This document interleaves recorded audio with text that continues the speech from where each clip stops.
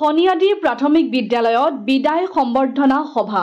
কামৰূপ জিলাৰ হাজো প্ৰাথমিক শিক্ষা খণ্ডৰ অন্তৰ্গত শনিয়াদী প্ৰাথমিক বিদ্যালয়ত আজি এখনি সম্বৰ্ধনা সভা অনুষ্ঠিত হৈ যায়। সভাত শনিয়াদী প্ৰাথমিক বিদ্যালয়ত বিগত 29 বছৰে শিক্ষকতা কৰি সহ শিক্ষয়িত্ৰী ৰূপে অৱসৰ গ্ৰহণ কৰা আৰিফুন নেছাক আনুষ্ঠানিকভাৱে বিদ্যালয় কৰ্তৃপক্ষই বিদায় সম্ভাষণ জনায়। তদুপলক্ষে আয়োজিত সম্বৰ্ধনা সভাত সভাপতিত্ব কৰে অৱসৰপ্ৰাপ্ত শিক্ষক ৰফিকুদ্দিন আহমেদে।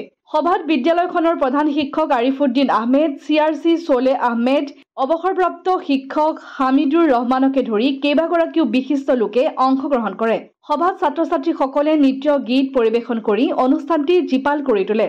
বিদায়ী সহ শিক্ষয়িত্ৰী আৰিফুন নেছাক ফুলৰ গামোচা, জাপি, পিতলৰ শৰাই, পাটৰ মেখেলা চাদৰ, ধৰ্মীয় গ্ৰন্থ আৰু অভিনন্দন পত্ৰৰে সম্বৰ্ধনা জ্ঞাপন কৰে। সভাত বিদ্যালয়খনৰ পৰিচালনা আৰু উন্নয়ন সমিতিৰ বিষয়ববীয়া, শিক্ষক শিক্ষয়িত্ৰীৰ লগতে ছাত্ৰ-ছাত্ৰীসকল উপস্থিত থাকে।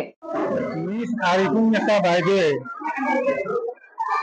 মোৰ লগত প্ৰায় 29 বছৰে একেলগে কাম কৰিছে আৰু তেখেতৰ যিখিনি পাৰদৰ্শিতা বা গুণ ইতিমধ্যে মই কৈছোঁ যদিও পুনৰ কৈ দিওঁ, তেখেত এজন সৎ, নিষ্ঠাবান, সময়োপযোগী আৰু ছাত্ৰ-ছাত্ৰীক আগবঢ়াই কেনেকৈ নিব পাৰি সেইটোৱেই তেখেতৰ প্ৰধান লক্ষ্য আছিল। মই কিছু সময় আগত কৈছোঁ, তেখেতৰ যিজন শেহতীয়া ল'ৰা, সেই ল'ৰাজন হওঁতে 3 মাহ তেখেতে ছুটীত আছিলে। 3 মাহৰ পিছত তেখেতে এনেকুৱা নিয়মীয়া শিক্ষক আছিলে, তেখেতে সন্তান ঘৰত থৈ আহিও আমাৰ ইয়াত ক্লাছ কৰে আৰু দিনটোত তেতিয়া হেড ছাৰ ৰফিক ছাৰো আছিল, ইছলামুদ্দিন ছাৰো আছিল আৰু তেখেতক ছাত্ৰ-ছাত্ৰীক আহাৰ খোৱাৰ কাৰণে আমি দুবাৰো যাব দিছিলোঁ।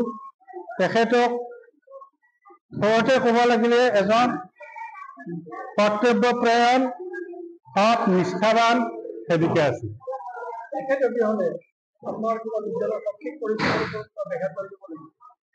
মইতো ক'লৈ মই স্কুলত এতিয়া 135 জন ল'ৰা ছোৱালী আছে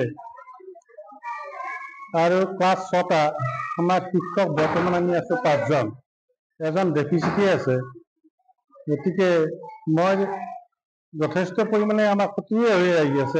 হাজোৰ পৰা কমলাকান্ত দাসৰ ৰিপৰ্ট, অসম আদিত্য।